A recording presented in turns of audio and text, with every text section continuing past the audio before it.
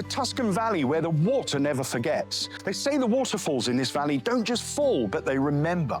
Here in the Garfagnana Valley, the water doesn't simply run down the mountains, it carries stories with it.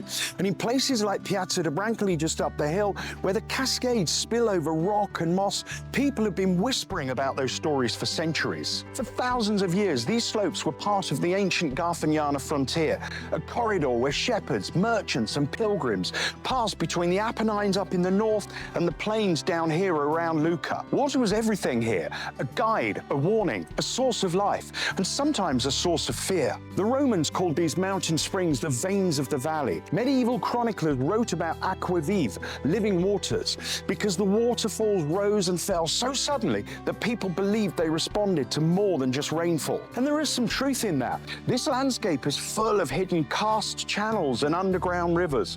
After storms, the waters can burst out in unexpected places, appearing overnight where the hillside was dry the day before. To medieval farmers, that wasn't geology, that was behavior, that was intention. Folklore has always treated water as a presence rather than a feature.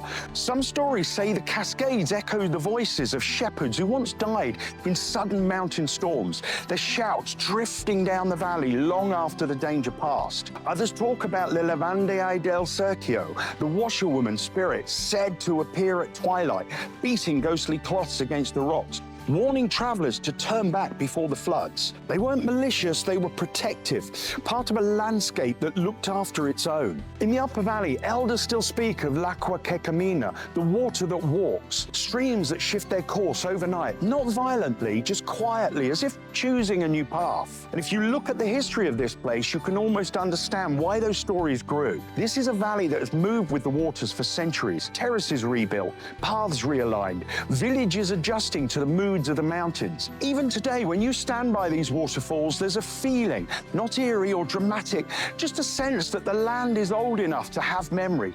The sound of the water isn't background noise, it's continuity. A reminder that long before the villas, before the terraces, before the roads were carved into the hillside, this valley shaped human lives by the routes that its waters chose. And if the stories are right, the water still pays attention, still shifts, still warns, still remembers. If you like this video, please hit like, please leave a nice comment, and please subscribe to our YouTube channel for more content like this.